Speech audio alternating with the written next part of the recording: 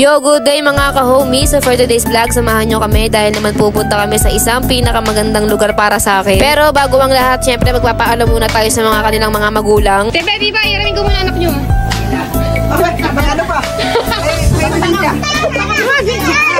Kami nga ng mga bata, mga geng-geng dito mga ka-homies ay papunta sa may terminal ng tricycle dahil naman aalis tayo kasi pupunta tayo sa pinakamagandang spot. Giniba na yun mga ka-homies, pero nung pagbukas nung paggiba, biglang gumanda yung nakita namin. Ang ganda, puro vandalism. So bagay sila dun mga ka-homies. Sa ngayon hindi muna kami magmumotor dahil naman hindi kami kasya sa may motor at saka ang babata nila, so baka may huli. Kaya magka-tricycle tayo papunta dun sa may bayan. At ito sila mga ka-homies, hindi pa sila nagbibihis. Ito pa nga lang yung suot nila. At nandito na nga kami sa may pababa. At ito nga yung mga batang geng-geng, ang sasaya nga nila. At bigla ko nga lang naisip na noon kami mag-vlog. At dito nga nagagang sign sila. Tapos mga ka-homies, nandito na nga kami sa may Forest Hill. At papunta na nga kami sa bayan ng aming pupuntahan. At nandito na nga kami mga ka-homies. Nung nandito na nga kami, bumaba na nga kami ng tricycle at pupunta kami kung saan na yung pagbibidyohan namin. At ayan, papakita ko sa inyo mga ka-homies. Wait lang ha, kasi ang napakainit talaga guys. Pupunta muna ako sa may silong. So ito mga ka-homies, ito yung sinasabi ko sa inyo na napakagandang spa. Para lang sa akin yun ha. Kasi tingnan nyo guys, puro vandalism. So meron pa dito, meron din nag-MV. So hindi nga lang kami yung tao dito para mag-video, meron din mag-video doon sa isang side. So MV naman yung ginagawa nila guys, music video. At dito naman mga ka-homies, isa-isa ko na nga silang binibisa. Nagmamadali na rin kami dito dahil naman nagre-request sila ng ice cream pagtapos daw. Sabi ko naman, oo naman ice cream tayo, sige kapag kainan nila, pagka binaitan nila kasi ang kukulit nila, niligalig nila mga guys. Naman ang ating TBS naka-boy London, pero ox na yan, pwedeng yan, napakaangas nga niya. So dito sila guys, yung nanghihiraman sila ng mga salamin. Ito naman mga ka-homies, dito naman tayo sa TST na napakalupit din talaga ng dating at ang angas guys, diba? So dito naman mga ka-homies, lilipat tayo ng isa, maghanap-hanap tayo na mas maganda. So dito ang ganda nito guys, at may nakakilala sa atin dito, yung shoutout sa'yo. At nung pagtapos namin mag-video mga ka-homies, meron dito nakipagkamayan kay Joshua ng kung paano daw kamayan ng TBS. So TBS daw kasi siya mga ka-homies. So pagkatapos ka namin mag-video, pumunta kami dito sa may 7-Eleven. Ayan, isa-isa na silang pumasok.